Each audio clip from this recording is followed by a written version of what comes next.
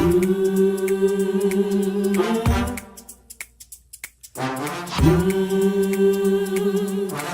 talk to God.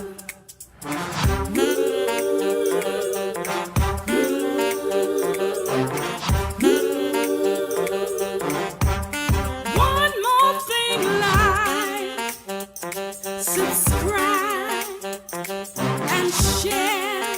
Come on, let's talk to God. Woo!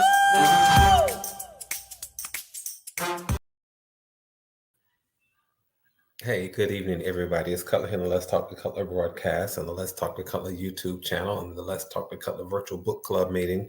It is already another Tuesday. It is the first Tuesday of the month of April, and I don't know about you all, but I'm excited and glad to be still alive and glad to be experiencing goodness and blessings and joy and peace and hope and all of that stuff.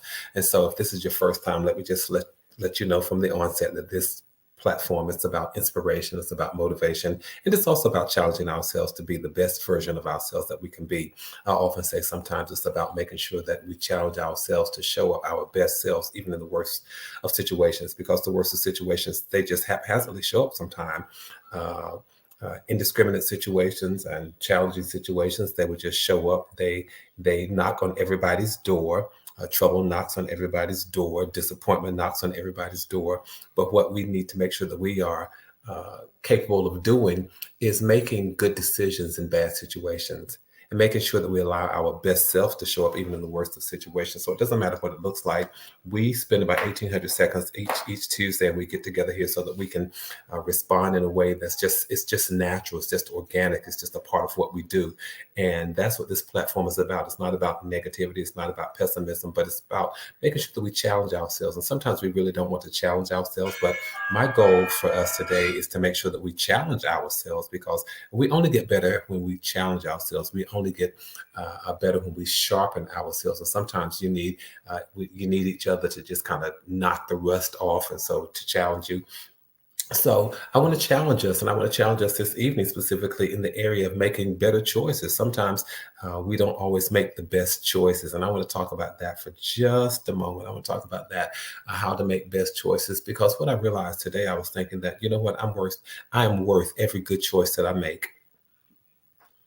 And I want you to say that to yourself. I want you to realize that you are worth every good choice that you make. And sometimes we don't always make the best choices for fear of failure. Sometimes we don't make the best choices because we don't have all the information to help us to make an intelligent decision. And I don't mean intelligent as in smart or intellectual, but I mean a fully thought out decision. And sometimes we beat ourselves up. But I want you to say that you are worth every good decision that you make. You are worth all the deliberation that goes into making that decision. You are worth you are worth all of the resources and the time that it takes to finally come up with a decision. Don't let people rush you into decisions. And I'll get into all that in just a moment. But I need to say that to somebody. Don't let people rush you into making decisions. Sometimes that happens. And don't be afraid to make a decision. And don't be afraid of the consequences that may happen as a result of the decision that you make. If life continues to go and the Creator is gracious, then time will extend itself, and you'll be okay. And if you don't like the consequences, then you can always do something about it. Let me shout out the LTTC VIPs for just a moment, because I've just gone full steam ahead, because I'm really serious and I'm intentional about helping us make better choices. I know I wish I would have had someone a lot of times to just hold my hand through navigating some of the choices that I made and some of the decisions that I did not make. I wish I would have had someone to just give me, to be resourceful and help me uh, with just trying to choose. But guess what? This evening we have each other. This evening we have each other. Again, I want to thank you all for joining me. And if this is your first time, just do me a favor. Go ahead and subscribe. And once you subscribe, just click on the notification bell, because it lets you know whenever I've gone live, or perhaps whenever I've uploaded new content. I want to shout out the people that I see who jumped in the chat first this evening. That would be Bobby Dunmore, Andy Cutler, and Marissa. It's so good to see all of you all. By the way, I hope you had a great Easter weekend. And here we are now, the Tuesday after that weekend. And a shout out to my oldest brother because yesterday was his birthday, April 1st. Yes, so a shout out to my oldest brother. Happy birthday to him. Let me see who else. I'm looking at the people over in the chat. It's so good to see all of you all. It really, really is good. I see people. I see Paula D, Linda Martin, Tracy Johnson. I see you all over there.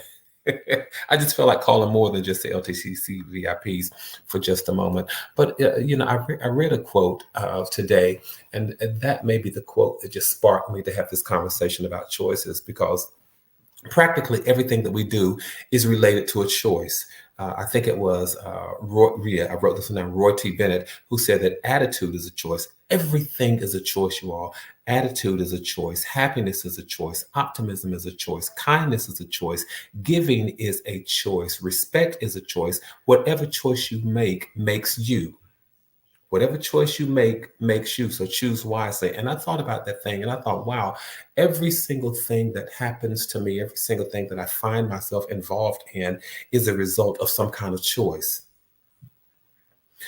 Did you not really think about the fact that attitude is a choice? Sometimes you can choose to be upset. You can choose to be mad. You can choose to be happy. Attitude is a choice. And I know sometimes we find ourselves a victim of certain things, but for the most part, many things are choices. Happiness is a choice. You can choose to be happy, or you can choose to be sad. You can choose to be miserable. Optimism is a choice. You can choose to be optimistic or pessimistic. You can make the choice. And again, I know sometimes we fall prey and we fall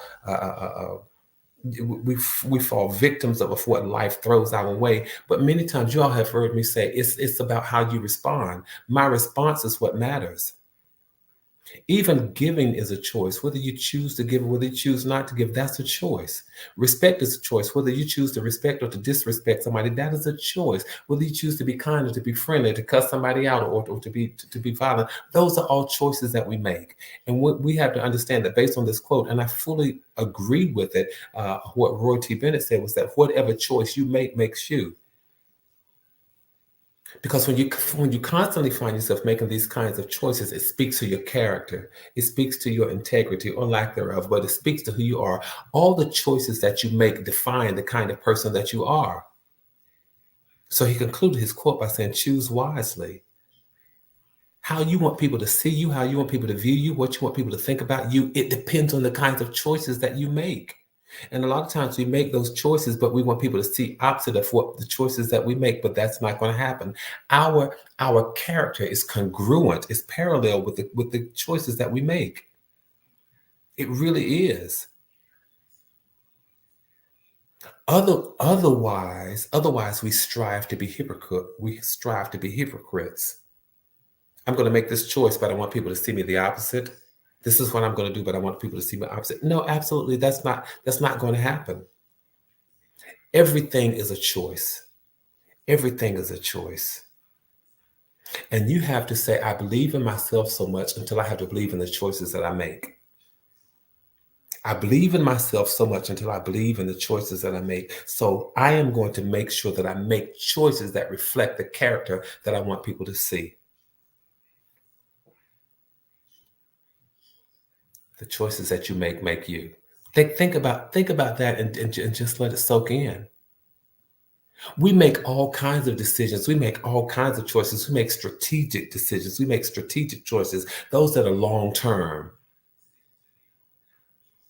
And they determine the direction of our lives. That's what we call a strategic choice. And you want to be careful about making strategic choices because they do define the direction of your life. Then there are what we call tactical choices. Those are the choices that help you get things done. Because I have goals that I set, I have dreams and I have vision, but I need these tactical choices to show me how to get these things done. So I may have a strategic choice, a long-term decision that I'm making, but I need some tactical things to show me how to get there. And then I make choices about how I'm going to operate in my everyday procedure and doing what I do. Those are operational choices. So you have strategic choices, tactical choices, and operational choices that we make every day. And so we want to make sure that we make choices that get us really where we want to go. And that space or that place is called better. So we ought to be making choices that will propel us into a space that's called better. No, we may not make strategic choices every day, but we make operational choices every day. You choose what you're going to wear. You choose what you're going to say. You choose what you're going to eat. You choose where you're going to go. You choose what people you're going to talk to or what people you're not going to talk to. Those are operational choices that we make every day. And then we choose how we're going to talk to people. See, now that's where it becomes a little dicey because we choose how we're going to talk to people. Are we going to talk with respect? Are we going to talk with disrespect? Are we going to talk with a lack of regard? Those are choices that we make. Are we going to smile when we speak? Are we going to frown when we speak? What are we going to do? Those are operational choices that we make every day. Are we going to extend courtesy or are we going to extend respect? Or are we just going to turn and look the other way as if we don't see those people and disregard them for the human beings that we are? What choices are we making every day? I know we don't always like this kind of conversation, y'all, but when we talk about challenging ourselves to show up better than we did before, we have to examine, how did I show up before? What did I look like when people saw me before? I want to show up better than that. And not necessarily for them, but for me, because I know there's better inside of me. I believe in all the choices that I make. So when I choose to smile, when I choose to be courteous, when I choose to be respectful, those are choices that I make every single day because that is how I want my character to be seen and I want my character to be reflected. It's about a choice. And we have to see it for what it is. Sometimes we say, oh, you know what? I just wasn't thinking. Most of the times we were thinking. And so when we choose to think or not to think, that's a choice. Oh, I just responded to my emotions. That's just a choice. We all could do that and then blame it on our emotions. But we have to be so very careful about the choices that we make, you all. I believe in the choices that I make because they reflect who I am. And there's certain ways that we can make better choices when it comes to how we interact with people, when it comes to the goals that we want and the things that we want out of life. One of the things that we need to do is to know our values. Know what's important. Know what's valuable to you.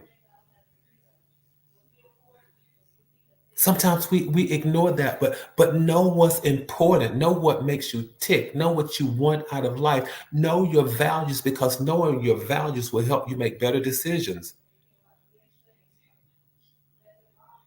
Oh, Linda, I love that. Are we going to make good choices during arguments? The young folks need to hear this, and we have to share this with them. Thank you so much. It is so true. In the heat of an argument, let me just pause there, Linda. Thank you so much for that. In the heat of an argument, we need to teach our young people to be rational. Sometimes being rational is teaching them not to say anything, but to silently and gracefully walk away. We need to teach people anger. We need to teach our young people anger management. And when they can express their emotions and when they can't. It's not that we don't want them to, but there are just some settings where it's not always safe. There are some environments where it's not conducive to them to express themselves in the way that they may want to express themselves. You all, this is a serious thing. In the heat and the height of emotions, what choices do I make? I need to make a choice that's not going to interrupt or break my family unit, so that we all go to bed and we all go to sleep that night and we all wake up the next morning because of the choices that we made. Gets back to values. What's important? My family unit is important to me. My being there for them and their being there for me is important to me. So you have to know your values. We all could flick off. We all could go off. We all could lose our integrity. But the problem is, we don't know our values. So the first thing we need to do in order to make these choices, know what's important. Know your priorities. Take a moment and reflect on what really matters in your life. Is it your family? Is it your career? Is it your health? Is it something else entirely? What is it? Understanding your values will help you prioritize what is truly important. And then you'll make decisions and choices that are aligned with what's important to you. One way to think about this is to ask yourself, if I had to give up this or that, which one would I keep? That would tell you what's important. If I had to give up family or career, which one would I keep? Those kinds of questions will help you realize what's important to you. It would tell you a lot. Learn to put things on a scale and say, which one of these would I give up if I had to? If I had to.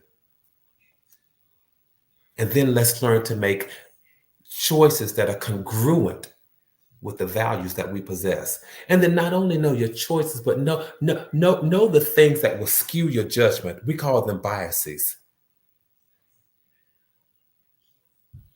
They help us make sense out of the world that's around us. And sometimes we carry those biases and we don't acknowledge it. And they come because of our experiences and what society, these social and cultural norms. But when you know your biases, they help you to identify the potential danger that you could enter into. And they can lead to you making poor decisions. And so you have to be careful about that. And because sometimes our biases comes that they are based on again, when I say cultural experiences and social norms, perhaps let's say one of your biases could very well be, and this is just an example. Sometimes I don't give the very best examples at the drop of a dime, but perhaps you've always seen a setting where the man was the head of the household and he did this, that, and the other. And if that is the case, you've always seen a man leading, then you might think that women should never take lead roles. They shouldn't be presidents of businesses. They shouldn't be they shouldn't hold principal positions in organizations. Those are all kinds of biases. And we have to be careful about those because they will affect the kinds of decisions that they have an impact on the kinds of decisions that you make. So you have to be so very careful about those things. They interrupt with your confidence sometimes. They interrupt with your thought pattern a lot of times. So this one is about self-awareness. What are the things that would cause me to make certain kinds of decisions that will affect my perspective? What gives me a different perspective on an issue than someone else? That is called a bias. The thing that gives you a different perspective on an issue from somebody else is a bias. So you have to be careful about that. You really, really have to be careful about that. And then for goodness sakes, one of the things that I've been guilty of is sometimes making a decision when I didn't have all of the information. But make sure you do your research. Make sure you seek out different perspectives. Take the time. That is why I opened this dialogue by saying I'm worth the decisions that I make. And so that means that I'm worth the amount of time that I put into making my decisions. I'm talking about how to make better decisions. Sometimes we make what we call rash decisions. We just think and do. We think and do. But we need to think and maybe think again before we do. All right? Because again, when we talk about gathering information, it sounds like such an easy thing to do, right? But it's not always the easiest thing to do. So that means we don't need to move so quickly. We don't need to move so fast, but we need to move to gather the information that we need to make a decision. Sometimes it'll take us 3 days to gather decisions or to gather information, and then just one day to make the decision. But a lot of times we make the decision in one day. We didn't gather any information at all. Things that we need to think about. I just want to help us in terms of our thought processes this evening. That's all I want to do. That's all I want to do. And as we're making these decisions, you all, one of the things that I often say about so many things is to write it down. Writing it down will help you sort out what's important. It's simple, but it's a powerful way to clarify the things that are so important to you. It will help you to deal with the things that are swirling around in your head. Sometimes I've talked to people who will say, you know what, I was writing this out and I was going to write a letter. And then I got to the end. I realized, you know what? I didn't do anything else because I wrote it down. I sorted it out in my head and I wrote it down on paper. And it helped me to mull over the decisions and my options for making decisions. And that's one of the things that you can do. Writing stuff down will help you deal with what's swirling inside your head. Marissa, thank you. You're right. Choices, decision making, it builds and demonstrates our character. It absolutely does. The kind of choices that we make are such a mirror and a reflection of our character. Look at the decisions that we make. Look at the choices that we make. Sometimes we can choose to be patient or we can choose to be impulsive. We can choose to sit and think it out, or we can choose to just jump up and run without thinking. I want to help us. I want to challenge us. And I don't necessarily have all of the answers, but I want to present these scenarios. I want to present these fact patterns. I want to present these hypotheticals because I know when it comes to making choices and making better decisions, we need to be aware of the fact that, wow, I'm making a choice and this could be strategic. This is something that could change my life, or it could be tactical. It could show how I'm getting to where I'm going. And if I'm not getting where I'm going, maybe it's because of some of the tactical choices that I make. Got to be careful about that. Everything is a choice. Everything is a choice. What you wear today, what you eat today, where you're going tomorrow, everything is a choice. And once you have acknowledged what's important to you and your values, and you are aware of your biases, then just go, and you have the information, then just go for what you know. From time to time, you just need to trust your gut. Again, if you've identified your values, if you know your biases, the things that will sway your perspective, if you've gathered the information, if you've done all of that, then yes, it's time to just step out sometimes and go for what you know. Trust your gut. Because sometimes you will still have, I just want to be honest, sometimes you will still have trouble making the choices and making the decisions, even after you've gathered the information, even after you are aware of your values, even after you know your biases. But that is the time when you say, you know what, I just need to trust my gut. Or I just need to be intuitive and just go with it. Listen to my inner intuition. And just go for what I know. And guess what? If you don't make the right decision or the one that was most fruitful, if you're still living, just try to undo it if you can. Or just reroute, renavigate. Do like the GPS says a lot of times, recalculating, recalibrating. When I'm talking about trust your gut and being intuitive, I'm talking about sometimes it's just that feeling that you get, that sense that something is right or wrong. And sometimes we have an extra sense of what's right after you are have been intentional about making choices that align with your values and making sure that you're clear about your perspectives. Sometimes you have this sense of what's right. And may I say, it may not be right for everybody, but you know when it's right for you. Sometimes we do things that we know are the complete antithesis of what is right to do for us.